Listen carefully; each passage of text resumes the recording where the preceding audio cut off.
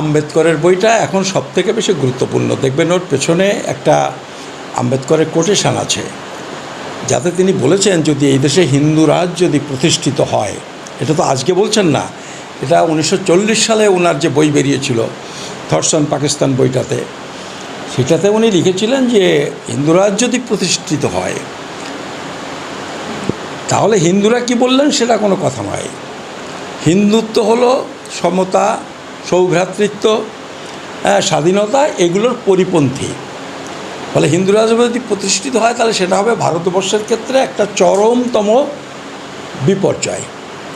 তো যে কোনো মূল্যে হিন্দুরাজ প্রতিষ্ঠার বিপদ আটকাতে হবে। 40 সালের কথাটা তো এখন আমাদের একেবারে কাঁধের উপরে শ্বাস ফেলছে না। ফলে আবার নতুন করে এইগুলো বইপত্রগুলো লেখা, প্রকাশ করার উদ্যোগ নেওয়া, পুরো বইটাই তো তাই, এটা একটা কোটেশন। মাননীয় সুকৃতি রঞ্জন বিশ্বাস মহাশয় লিখেছেন the life and struggle doctor Ambedkar.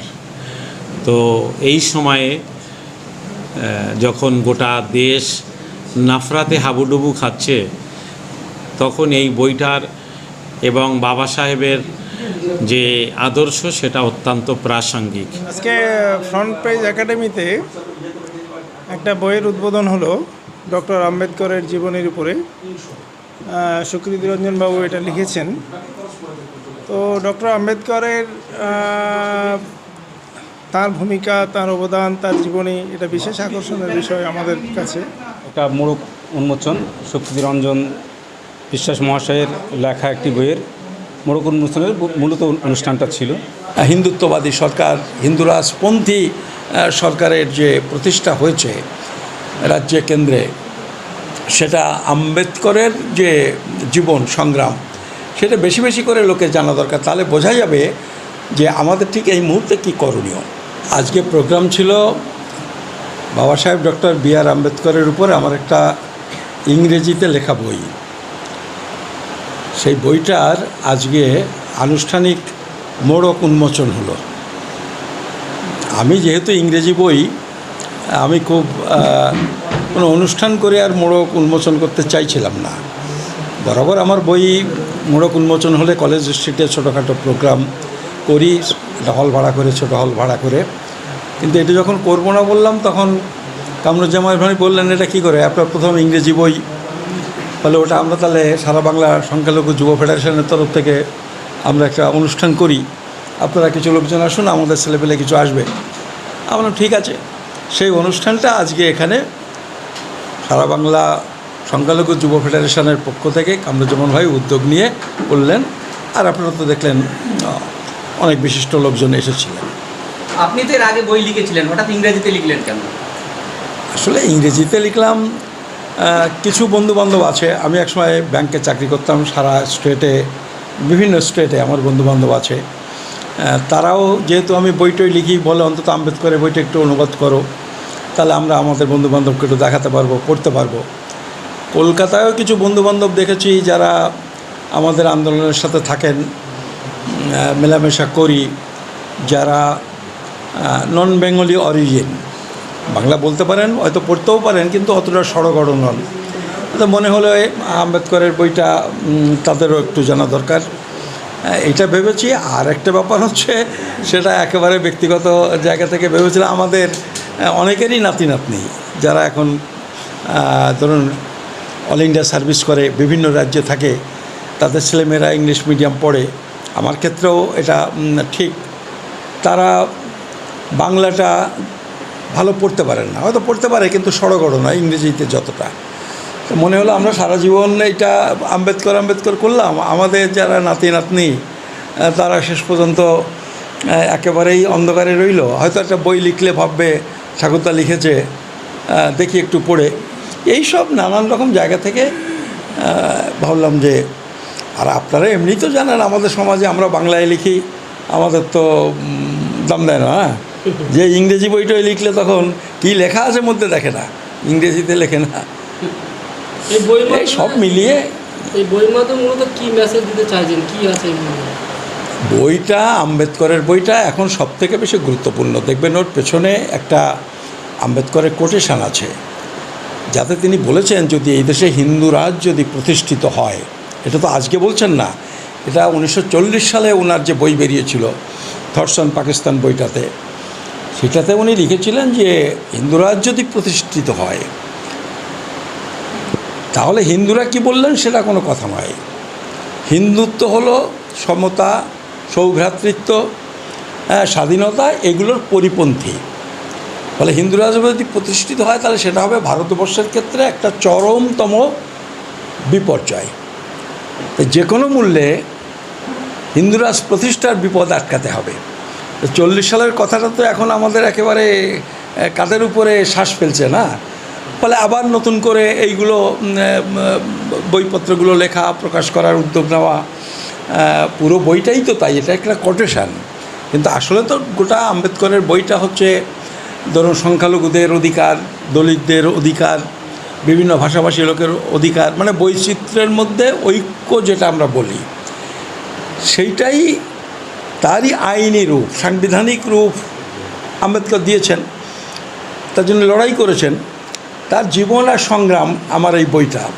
ফলে এগুলো লোকে পড়লে এক্ষুনি আমাদের কি করণীয়, আজকের এই যে হিন্দুত্ববাদী সরকার, হিন্দুরাজপন্থী সরকারের যে প্রতিষ্ঠা হয়েছে রাজ্যে, কেন্দ্রে, সেটা আম্বেদকরের যে জীবন সংগ্রাম সেটা বেশি বেশি করে লোকে জানা দরকার। তাহলে বোঝা যাবে যে আমাদের ঠিক এই মুহূর্তে কী করণীয়। এটা কোথায় পাওয়া যাবে? বইটা তো এখানেই অনেকগুলো আমি নিয়ে এসেছিলাম, অনেকে নিয়েছেন, হয়তো থাকতেও পারে, যদি চান বাংলাটাও আছে। ভিডিও দেখবে তারা কোথায় দেখবে? এখান থেকে করে নিন আপনারা। যারা দেখবে, যারা পাবলিক অডিয়েন্স, কোন পাবলিকেশন থেকে বইটা মূলত? এই বইটা হচ্ছে কলেজ স্ট্রিটে রোহিণী নন্দন প্রকাশনী, কলেজ স্ট্রিটে, ওখানে আপনি পাবেন। কলেজ স্কোয়ারের দক্ষিণ পাড়ে ওখানে ওদের স্টল আছে, ওখান থেকে পেয়ে যাবেন। আর আপনারা যদি নিতে চান আপনারা এখান থেকে এক এক কপি নিয়ে নেবেন, আমি বলে দেবো। বাবা সাহেব বি.আর. আম্বেদকরের একটি বই আমাদের অত্যন্ত শ্রদ্ধাভাজন মাননীয় সুকৃতি রঞ্জন বিশ্বাস মহাশয় লিখেছেন, the life and struggle doctor Ambedkar. তো এই সময়ে যখন গোটা দেশ নাফরাতে হাবুডুবু খাচ্ছে, তখন এই বইটার এবং বাবা সাহেবের যে আদর্শ সেটা অত্যন্ত প্রাসঙ্গিক। সেই জন্যই সংখ্যালঘু যুব ফেডারেশনের পক্ষ থেকে সুকৃতিদার এই বইটা আনুষ্ঠানিক মোড়ক উন্মোচনের একটা অনুষ্ঠানের আয়োজন করা হয়েছিল। আমরা খুশি সুকৃতিদা বইটির আনুষ্ঠানিক উদ্বোধন সংখ্যালঘু যুব ফেডারেশনের আয়োজনে করার জন্যে। বই মোড়ক উন্মোচনে বিভিন্ন জায়গায় হতে পারে, কিন্তু সেটা সংখ্যালঘু যুব ফেডারেশনের ব্যানারে হয়েছে। সংখ্যালঘু যুব ফেডারেশন সুকৃতিবাবুর কাছে আবেদন করেছিলেন যে তার এই মহৎ প্রচেষ্টার কিছুটা অন্তত উদ্যোগ যদি সংখ্যালঘু যুব ফেডারেশনের ছেলেরা নিতে পারে।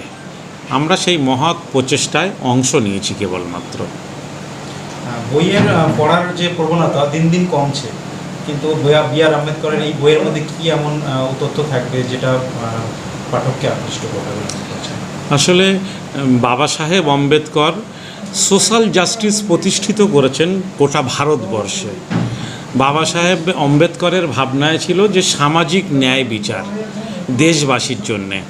তিনি দলিত হতে পারেন, আদিবাসী হতে পারেন, সংখ্যালঘু সম্প্রদায়ের মানুষ হতে পারেন, যে কোনো মানুষ, দেশের প্রত্যেকটি মানুষ যেন ন্যায় বিচার পান।